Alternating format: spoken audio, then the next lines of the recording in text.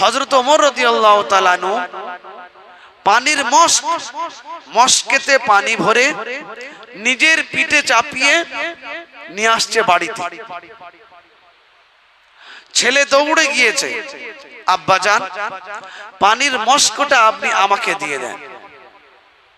আব্বা বলছেন, হযরত ওমর রাদিয়াল্লাহু তাআলা আনহু বলছেন, বাবা পানির মশক আমাকে নিয়ে যেতে দাও, শুধু মশক পানিতে বাড়িতে রাখবো না, পানির মশকটা পিঠে করে নিয়ে বাড়িতে রেখে আবার আমি এখনই জঙ্গলে চলে যাব।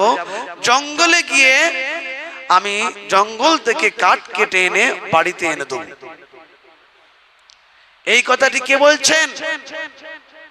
তিন মহাদেশের রাজা, 22 লক্ষ মুরাব্বা মাইলের বাদশা, তিন মহাদেশের রাষ্ট্রপ্রধান, অর্ধ দুনিয়ার খলিফা, খলিফাতুল মুসলিমিন আমিরুল মুমিনিন ওমর রাদিয়াল্লাহু তাআলা আনহু বলছেন, নিজের পিঠে পানি নিয়ে পানির মশক নিয়ে বাড়িতে রেখে আবার জঙ্গলে গিয়ে কাঠ কেটে এনে বাড়িতে দেব। কাঠ নিয়েই তারপরেই তোমার মা রান্না বান্না করবে। বলছেন, আব্বাজান আমি করলে হয় না? হযরত ওমর রাদিয়াল্লাহু তাআলা বলছেন, আমার একটা ভাব চলে এসেছে আমার শরীরের ভিতরে। ভাব মানে কি? অহংকার। যে আমি 22 লক্ষ মুরাব্বা মাইলের বাদশা, অর্ধ দুনিয়ার খলিফা, তিন মহাদেশের রাজা। একটা ভাব চলে আসবে কি আসবে না? আমার ভিতরে যাতে ভাব না চলে আসে, অহংকার না চলে আসে, শয়তান যেন ওয়াসওয়াসা না দিতে পারে। ওমর তুমি তো অর্ধ দুনিয়ার খলিফা, তিন মহাদেশের রাজা, তোমার এগুলো কাজ করবে তোমার কারা? চাকর বাকরেরা, তুমি করবে। এই ভাব অহংকার আমার দিলে যাতে ঠাঁই না নিতে পারে, নিজের অহংকারকে ভাবকে চুরমার করে দেওয়ার জন্য আজ অর্ধ দুনিয়ার বাদশা বাড়ির পানির জন্য নিজে মশক ভরে পিঠে করে পানি নিয়ে আসছে, নিজে জঙ্গল থেকে কাঠ কেটে নিয়ে আসছে। আমার সোনার চাঁদ বাপেরা, ভাইয়েরা, বন্ধুরা, আল্লাহ পাক যদি আমাদেরকে একটু উচ্চ স্তরে পৌঁছে দেয়, একটু আল্লাহ রাব্বুল আলামিন খারাপ থেকে ভালো বানিয়ে দেয়, দুটো টাকা যদি আল্লাহ পাক বাড়ির ভিতরে ঢুকিয়ে দেয়, তোমাদের ভাব সাব আলাদা হয়ে যায়। যায় কি যায় না? তাকে ধরে রাখা যায় না। তার কথার তারতম্য, তার কথার গম্ভীরতা, তার সাউন্ড, তার চাউনি পাল্টে যায়। ফোনে দু চারটে কথার বেশি বলতে চায় না, নিজের গ্যাবিট দেখায়। শেখো। বিশ্ববাসী হযরত ওমর রাদিয়াল্লাহু তাআলা আনহুর কাছে আল্লাহ পাক এত সম্মানিত করার পরও নিজের পানি মশক ভরে পিঠে করে নিয়ে আসছেন, নিজের কাঠ জঙ্গল থেকে কেটে নিয়ে আসছেন। সন্তান যখন বলছেন, আব্বা আমাকে দাও, পিতা বলছেন, বাবা আমার অহংকার ভাব নষ্ট করার জন্য এই কাজগুলো আমাকে করতে দাও। হযরত ওমর রাদিয়াল্লাহু তাআলা আনহুর সাথে সমস্ত সাহাবাদের সাক্ষাৎ হতো। তো একটা সাহাবার নাম হযরতে আবু রাফে রাদিয়াল্লাহু তাআলা আনহু, তিনিও সাহাবা।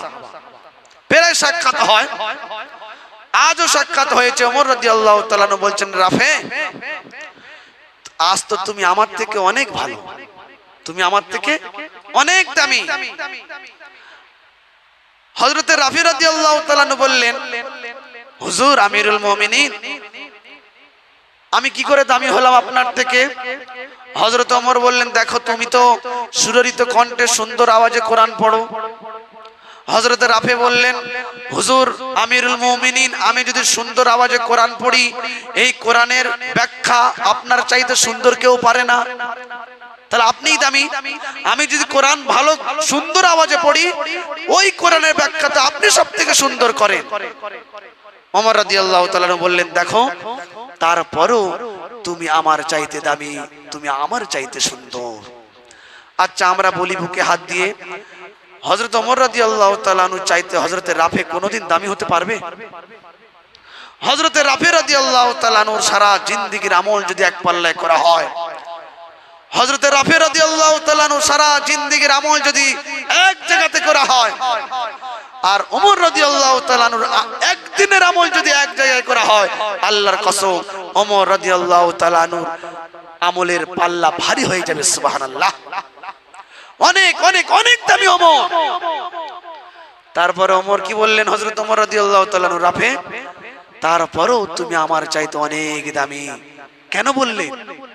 কত বড় মনের মানুষ হলে, দিল কত সাফ হলে, পরিষ্কার হলে, নিজে এত দামি হওয়ার পরও একজন নিজের চাইতে অত দামি নয়, তারপরেও বলছে তুমি আমার চাইতে অনেক দামি, অনেক সুন্দর।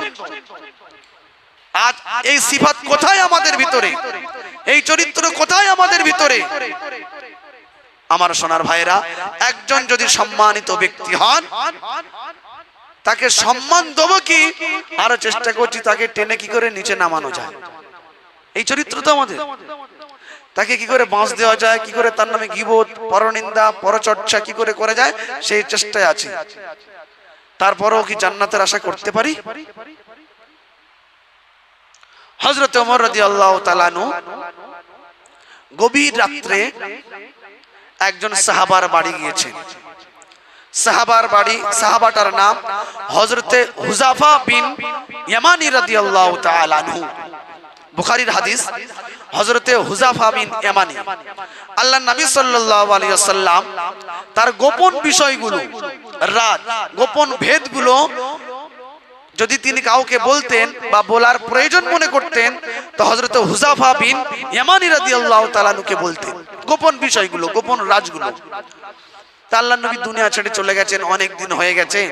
ওমর রাদিয়াল্লাহু তাআলা আনহু গভীর রাত্রে উঠে হযরতে হুযাফা বিন ইয়ামানি রাদিয়াল্লাহু তাআলা আনহুর বাড়িতে গিয়ে সালাম দিয়ে দরজায় লক করছে। হযরতে হুযাফা বিন ইয়ামানি রাদিয়াল্লাহু তাআলা চিন্তা করলেন, এত গভীর রাত্রে কে রে বাবা? বাইরে এসে দেখছেন আমিরুল মুমিনিন খলিফাতুল মুসলিমিন হযরত ওমর রাদিয়াল্লাহু তাআলা আনহু। বলছেন, হুজুর আপনি আমাকে তো ডেকে পাঠাতে পারতেন, যদি প্রয়োজন আমি আপনার দরবারে চলে যেতাম, কষ্ট করে আপনি কেন আমার কাছে আসলেন? হযরত ওমর বললেন, ও ইয়ামানি, ও হুযাফা বিন ইয়ামানি, শোনো, আজ ওমর রাষ্ট্রের পক্ষ থেকে আসেনি, আজ ওমর নিজের ব্যক্তিগত বিষয় নিয়ে এসেছে। আজ ওমর নিজের ব্যক্তিগত বিষয় নিয়ে পাহারাদারি করার জন্য হুযাফার দরবারে হাজির হয়েছে। আল্লাহু আকবার। আজ হুযাফার সিপাহী বেনে, হুযাফার সিপাহী হয়ে ওমর হুযাফার দরবারে এসেছে। হযরত হুযাফা বিন ইয়ামানি রাদিয়াল্লাহু তাআলা আনহু ঘরের দরজা খুলে ভিতরে ঢোকালেন। হযরত ওমরকে চার চৌকাটের উপরে বসালেন, চৌকির উপরে, চৌকাটের উপরে বসালেন। ওমর রাদিয়াল্লাহু তাআলা আনহু বললেন, হুযাফা তুমি তো জানো ওমর হকের প্রতি থাকে। বলে, জি হ্যাঁ, সকলেই জানে মদিনাবাসী ওমর হকের প্রতি থাকে। তুমি জানো ওমর যেটা বলে সেটা সত্য বলে। ওমর আজ ওমরের বাড়ি থেকে হুযাফার ঘরে এসেছে, গভীর রাত্রে একজন ওমরকে দেখতে পাইনি। আজ ওমরের বয়স ৬২ পেরিয়ে ৬৩-তে পা রেখেছে, চুলগুলো সব সাদা হয়ে গেছে, আমি বুড়াপা হতে চলেছি। কিন্তু আমার মনে বড় কষ্ট হচ্ছে, জানো হুযাফা, আমি জানি আল্লাহ রাসূল সাল্লাল্লাহু আলাইহি ওয়াসাল্লাম তার গোপন কথাগুলো, গোপন ভেদগুলো তিনি কাউকে বলার প্রয়োজন মনে করলে সেটা তোমাকেই বলতো। আল্লাহ রাসূল তোমাকে একটা মুনাফিকের ফেরেশতা দিয়েছিল, মুনাফিকদের লিস্টে তোমাকে শুনিয়েছিল। আজ আমি এসেছি, মনে হয় আজ আর আমি বেশি দিন বাঁচতে পারবো না। ওই মুনাফিকের ফেরেশতা আল্লাহ রাসূল যে তোমাকে শুনিয়েছিল, ওই ফেরেশতার ভিতরে কি আমার নামটা ছিল? আল্লাহর কসম, হাদিস সাক্ষী আছে। হুযাফা রাদিয়াল্লাহু তাআলা বললেন, আমার আব্বা যেদিন মারা গিয়েছিল তত কষ্ট আমার হয়নি, অত আমার দিলের ব্যথা হয়নি, আমার চোখ থেকে পানি আসেনি। আজ অর্ধ দুনিয়ার বাদশা, আমিরুল মুমিনিন, 3 মহাদেশের রাজা, 22 লক্ষ মুরাব্বা মাইলের বাদশা আমার বাড়িতে এসে বলছে, আল্লাহর রাসূল যে মুনাফিকের ফেরেশতা তোমাকে শুনিয়েছিল, আমার নামটা কি সেই ফেরেশতার ভিতরে ছিল? আমি আমার অজান্তেই কেঁদে ফেললাম। আমি বললাম, আমিরুল মুমিনিন, আল্লাহ রাসূল যে মুনাফিকের ফেরেশতাটা আমার কাছে দিয়েছিল, সেই মুনাফিকের ফেরেশতার ভিতরে আমিরুল মুমিনিন আপনার নাম নেই, আমিরুল মুমিনিন আপনার নাম নেই, বরঞ্চ আমি রাসূলের মুখে অনেকবার বলতে শুনেছি, আল্লাহ রাসূল বলেছেন আমার পরে কেউ যদি নবী হতো আল্লাহ পাক ওমরকেই নবী বানাতো। নবী হতে গেলে যতগুলো যোগ্যতার প্রয়োজন, গুণ থাকা জরুরি, সিফাত থাকা জরুরি, এক এক করে করে করে করে ওমরের ভিতরে সবগুলো যোগ্যতা আছে। জোরে বলে সুবহানাল্লাহ। আমিরুল মুমিনিন আমার রাসূল আপনার সম্পর্কে বলেছেন আপনি জান্নাতি সাহাবা, আপনি জান্নাতি সাহাবা। চিন্তা করেছেন যে নবী ওমর সম্পর্কে সার্টিফিকেট দিয়েছেন, ওমর হলো আমার বাম দিকের জান্নাতি সাহাবা। সেই সাহাবা এসে হুযাফাকে বলছেন, হুযাফা আমার ভয় হচ্ছে মউতের পূর্বে মুনাফিকের খাতায় আমার নামটা ঢোকানো নেই তো। অত বড় মাপের সাহাবা, তার ভয় হচ্ছে। ইতিহাস সাক্ষ্য দিচ্ছে এই ঘটনার তার কিছুদিন পরে হযরত ওমর রাদিয়াল্লাহু তাআলা নামাজের হালতে ছিলেন, ২৭টা বল্লম মেরে শহীদ করা হয়েছিল। চিন্তা করেছেন এত বড় মাপের সাহাবী তবুও ভয় করছিলেন মুনাফিকের খাতায় আমার নামটা নেই তো। আর আমরা প্রতিদিন কতবার মুনাফিকি করছি।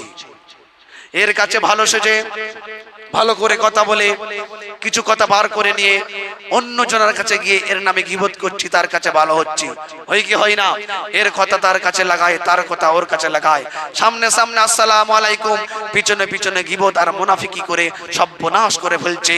হযরত ওমর রাদিয়াল্লাহু তাআলা বললেন কেউ যদি মুনাফিকি করে তার কাবা শরীফের গেলাপ ধরে 11 বছর ধরে সে যদি কাঁদে, চোখের পানি খতম করে দেয়, চোখের পানি খতম করে যদি চোখ থেকে রক্ত ঝরিয়ে দেয়, মুনাফিকের গুনাহ আমার আল্লাহ তার পরও ক্ষমা করবে না।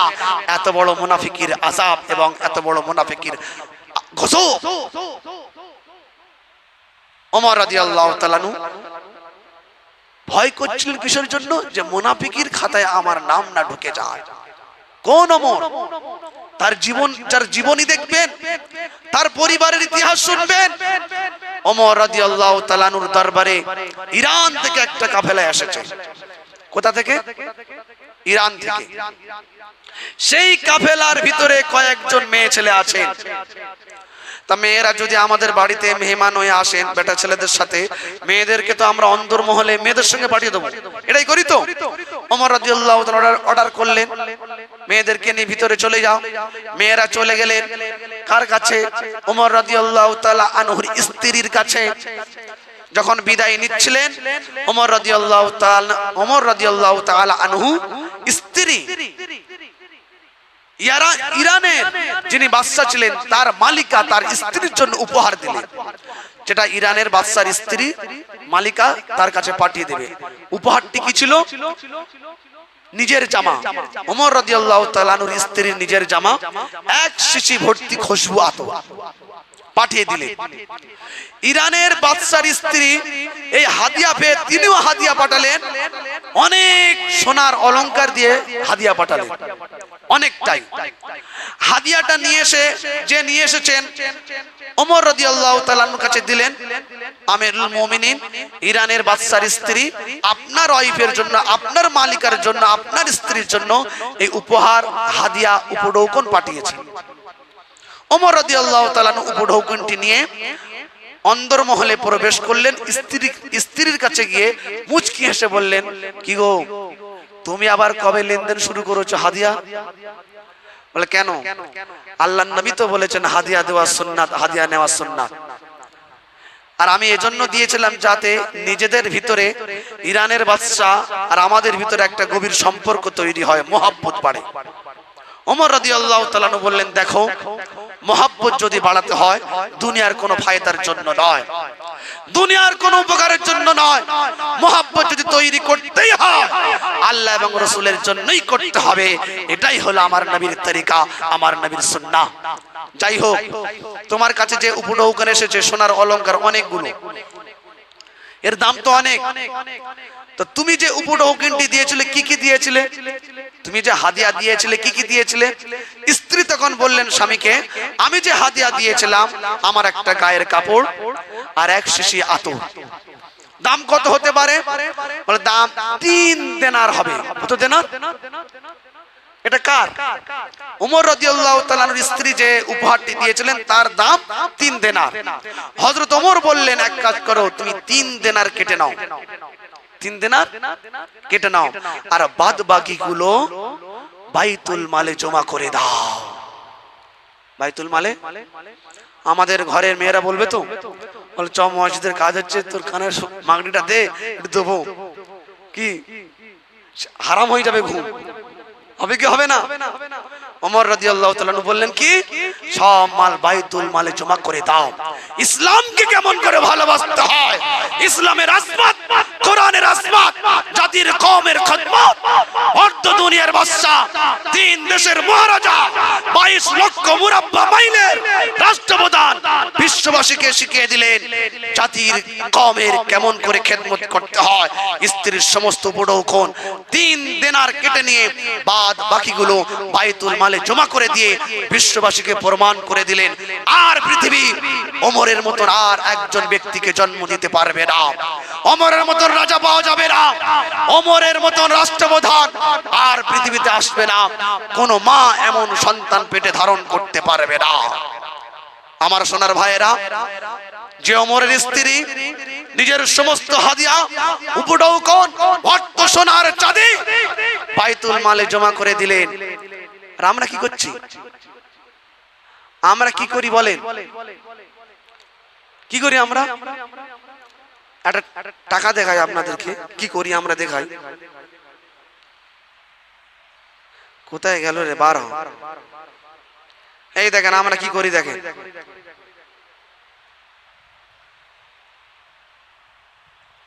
আমাদের চরিত্র, চরিত্র মানে কি বুঝতে পারলেন না? জুম্মার কৌটোর ভিতরে 20 টাকা ফেলি, এই টাকাটা ফেলি। আবার অনেকে আছে এইরকম টাকা ফেলে 10 টাকা তুলে নেয়। কি বললেন? ভিখারিকে এই টাকা দেবেন, চুমো খাবেন, গালাগালি করে আপনার কাছ থেকে বাড়ি থেকে চলে যাবে। এই দেখেন, জুম্মার দিনে অসংখ্য জুম্মা এরকম টাকা আপনারা ফেলেন জুম্মার কৌটোয়। আবার অনেকে এরকম 20 টাকার নোট দিল, দিয়ে আবার 10 টাকার নোট তুলে নিল, ভালো নোটটা। আমাদের চরিত্র দেখেন। আর জান্নাতের আশা করছি, জান্নাতের আশা করছি আমরা। ইতিহাস শুনবেন, ওমর রাদিয়াল্লাহু তাআলা আনহুর সন্তান, 2 সন্তান মদিনার এক কাফেলার সাথে মিশরে গিয়েছেন ব্যবসার উদ্দেশ্যে। কোথায় গিয়েছেন? মিশরে।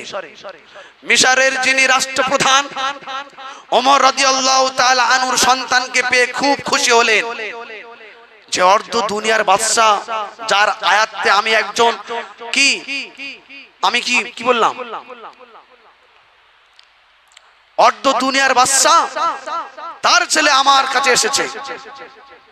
গভর্নর, মিশরের গভর্নর খুব খুশি হলেন যে আমি যার আয়াতে, যার তত্ত্বাবধানে আমি একটা দেশের গভর্নর, কিন্তু আমার পুরো মুলক অর্ধ দুনিয়ার বাদশা আমিরুল মুমিনিন হযরত ওমর, তার সন্তানেরা আমার দেশে, আমার এলাকাতে, আমার শহরে ব্যবসার জন্য এসেছে। খুশি হবে কি হবে না?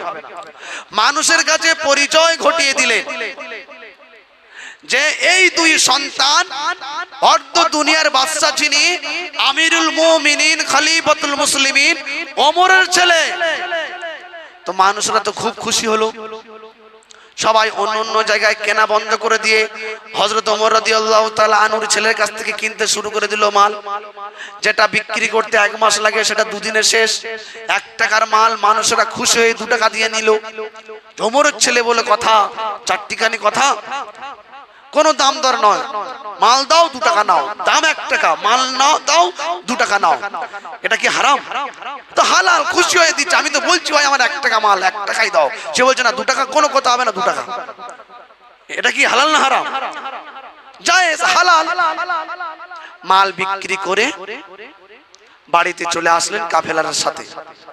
এসে আব্বাজানকে বলছেন, আব্বাজান, ওমর রাদিয়াল্লাহু তাআলা আনহুকে বলছেন, আব্বাজান, আল্লাহর রহমতে এই ব্যবসায় অনেক লাভ হয়েছে এবং মাল অল্প দিনের ভিতরে বিক্রি হয়ে গেছে। ওমর রাদিয়াল্লাহু তাআলা আনহু, তিনি তো ওমর ছিলেন, চারটিখানি লোক নয়। বললেন, বাবা আচ্ছা, তোমাদের সাথে যে সঙ্গীরা গিয়েছিল কাফেলার ভিতরে, তাদের লাভ কতটা হয়েছে তোমাদের মতো? বলে, না আব্বা, তাদের লাভ আমাদের মতো নয়, তাদের আমাদের চাইতে অনেক অল্প। তো তোমাদের এত লাভ হলো কি করে? না, আমাদের এত লাভ হয়েছে, আমরা যখন গেলাম, মিশরের গভর্নর জানলো যে আমরা আমিরুল মুমিনিন হযরত ওমরের ছেলে, তো খুব ভালোবাসলো, মানুষের কাছে পরিচয় ঘটিয়ে দিল। মানুষেরা ভালোবাসার খাতিরে মাল অল্প দিনের ভিতরে কিনে নিল, আর লাভের অংশ বেশি হয়ে গেল। ওমর রাদিয়াল্লাহু তাআলা আনহু বললেন, দেখো, তাহলে তোমরা মাল বিক্রি করোনি, তোমরা ওমরের নামকে বিক্রি করেছো। তোমরা মাল বিক্রি করোনি, ওমরের নামকে বিক্রি করেছো। তোমরা মাল বিক্রি করোনি, ওমরের নামের ফায়দা লুটেছো, ওমরের নামের মজা লুটেছো। এক কাজ করো, আসল তোমাদের মালের অর্থ বাদ দিয়ে দাও, আসল অর্থ কেটে নাও, আর যেগুলো লাভ হয়েছে লাভের অর্থগুলো সব বাইতুল মালে জমা করে দাও। তো দুটো ছেলে ছিল, বড় ছেলে বললো ঠিক আছে লাভবাই, কোনো ব্যাপার নয়। ছোট ছেলে বললো কোনো ব্যাপার নয়, কিন্তু বাপের পিছনে পিছনে গ্যাগু করছে। লোকেরা তো খুশি করে দিল, বাবা এত চাপ ঘরে এসে গ্যাগু যে দেবো না এমনটা নয়। তখন বড় ভাই ছোট ভাইয়ের কানে মুখ লাগিয়ে বলছে, ভাই রে, আমার সাথে সবকিছু দিয়ে দে, আমরা দুনিয়ায় বুক চাপড়ে ফকর করে বলতে পারবো আমরা ওমরের ছেলে বলে দিতে পেরেছি। জোরে বলে সুবহানাল্লাহ। আমরা আখিরাতে গিয়ে বলবো ফারুক আযম ওমরের সন্তান বলে লাভের অংশ সব বাইতুল মালে জমা করেছে। ওমরের সন্তান ছাড়া আর কেউ পারতো না। আমরা ফকর করব যে আমরা ওমরের সন্তান, ওমরের ছেলে, ওমরের লড়কা। আচ্ছা, আমাদের চরিত্র কিরকম? আমার ছেলে মাসে 30,000 টাকা উপার্জন করে, 30, 40, 50। হঠাৎ করে দেখছি 2 লাখ, 2.5 লাখ, 3 লাখ চলে এসেছে। আমি বাপ খুব খুশি, খুশিতে নাচানাচি করছি, বাবা আমার ছেলে কি চালাক, কি চালাক। কি বলি? সে মানুষের সঙ্গে ধোঁকা দিয়ে, চিটিংবাজি করে, ফেরেববাজি করে, মিথ্যা কথা বলে হারাম উপার্জন করে নিয়ে আসলো। একবার হিসাব নিলাম না, 3 লাখ এনেছে। কি বুদ্ধিমান, কি বুদ্ধিমান, কি চালাক আর কি চালাক। এটা আমাদের চরিত্র। আমার সোনার ভাই, এই চরিত্র নিয়ে আপনি জান্নাতের আশা করছেন? জান্নাত অটো নানির বাড়ির গোয়ালঘর, জান্নাতের আশা করছেন? আর তারপরও এই মসজিদে 20 টাকা ফেলছেন, এই ছেঁড়া 20 টাকা। নাউজুবিল্লাহি মিন যালিক, তাও আস্তাগফিরুল্লাহ। ভিখারিদের ভিখারি নেবে না, ভিখারিও নেবে না। এই জন্য সোনার ভাইয়েরা চিন্তা করুন, ইসলাম কাকে বলে, শরিয়া কাকে বলে, সুন্নাহ কাকে বলে। আম্মা জান আয়েশা বলছেন, ও আমার নবীর সাহাবারা, নবী যখন দুনিয়া থেকে বিদায় নিলেন তারপরেই বলছেন, ও নবীর সাহাবারা, তোমরা যেখানে আলোচনা করবে ওমর রাদিয়াল্লাহু তাআলা আনহুর জীবনী নিয়ে একটু আলোচনা করবে। কারণ ওমরের আলোচনা যেখানে হয় ইনসাফ সেখানে চলে আসে, ইনসাফ যেখানে হয় আল্লাহ সেখানে হয়, ইনসাফের আলোচনা যেখানে হয় আল্লাহর আলোচনা সেখানে হয়। একথা আমি বলিনি, আমাদের আম্মা জান হযরতে আয়েশা রাদিয়াল্লাহু তাআলা আনহা বলেছেন। আমার সোনার ভাইয়েরা, কোন ওমর? যে ওমর নিজের পিঠে বহন করতেন পানি, যে ওমর লাকড়ি কেটে এনে স্ত্রীর কাছে জোগাড় করে দিতেন অর্ধ দুনিয়ার বাদশা হয়ে, এই লাকড়িগুলো নিয়ে রান্না করো। ওমর রাদিয়াল্লাহু তাআলা আনহু একদিন উট খুঁজতে বেরিয়ে গেলেন। একজন জিজ্ঞাসা করছেন, ও আমিরুল মুমিনিন, ও খলিফাতুল মুসলিমিন, কি খুঁজতে বেরিয়েছেন? ওমর বলছেন, তুমি জানো বাইতুল মালের একটি উট বাঁধা ছিল, সেই উটটি খুলে চলে গেছে, হারিয়ে গেছে, আমি খুঁজতে বেরিয়েছি। এক কাজ করো, তুমিও আমার সাথে এসো, দুজনা মিলে বাইতুল মালের উটটা খুঁজে বাইতুল মালে জমা করব। এই মালে কত মুসলমানের হক আছে, মাল যদি নষ্ট হয়ে যায় ওমর জবাব দিতে পেরেশান হয়ে যাবে খোদার দরবারে। মসজিদে নববীর ভিতরে বসে ওমর রাদিয়াল্লাহু তাআলা আনহু কাঁদছেন। হযরত আলী রাদিয়াল্লাহু তাআলা আনহু গেলেন, গিয়ে দেখছেন ওমর রাদিয়াল্লাহু তাআলা আনহু কান্না করছেন। পুরো কেঁদে কেঁদে কেঁদে কেঁদে দাড়ি মোবারক ভিজে গেছে, বুক ভিজে গেছে। হযরত আলী বলছেন, ও ভাই ওমর, এত কাঁদছো কেন? আলী, তুমি কি জানো আজ আমি অর্ধ দুনিয়ার বাদশা, খলিফাতুল মুমিনিন, খলিফাতুল মুসলিমিন,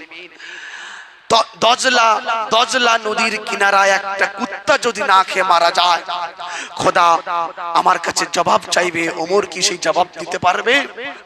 ওমরের বড় ভয় হচ্ছে, ওমর কি করবে খোদার আদালতে? ওমর কি করে জান্নাতে যাবে? হযরত আলী রাদিয়াল্লাহু তাআলা বললেন, ওমর, ও ভাই ওমর, চিন্তা করো না, অবশ্যই তুমি জান্নাতে যাবে।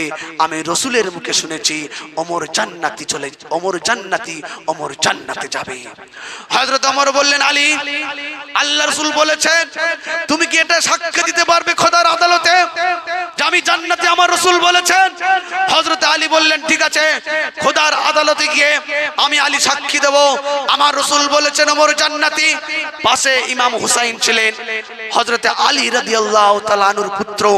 বললেন, চাচা, ও চাচা আমিরুল মুমিনিন, আমিও সাক্ষী দেব খোদার আদালতে, ওমর, আমার চাচা ওমর, আমার রাসূলের সাহাবা, জান্নাতি জান্নাতি জান্নাতি, খোদার আদালতে আমি সাক্ষী দেব। ওমর বললেন, ঠিক আছে, তাহলে এবারে মসজিদ থেকে বেরিয়ে চলো। চিন্তা করেছেন দিনের প্রতি, আখিরাতের প্রতি, ইসলামের প্রতি, আল্লাহর আযাবের প্রতি, কবরের আযাবের প্রতি কি ভয় আর তড়প? সেই ভয় আর তড়প আমাদের অন্তরে নাই। এইজন্য সোনার ভাইয়েরা, সাহাবা আজমাইন রাদিয়াল্লাহু তাআলা আনহুমরা যেমন আল্লাহকে ভয় করেছিলেন, আল্লাহর রশিকে যেমন শক্তপোক্ত ভাবে ধরেছিলেন, নবীর সুন্নাহকে নিজেদের জিন্দেগিতে এনেছিলেন, আমরা যদি তেমনই আনতে পারি, আনার জন্য মেহনত করি, চেষ্টা করি, ইনশাআল্লাহ সুম্মা ইনশাআল্লাহ আমরাও জান্নাতে যেতে পারবো। করবে ইনশাআল্লাহ তাআলা।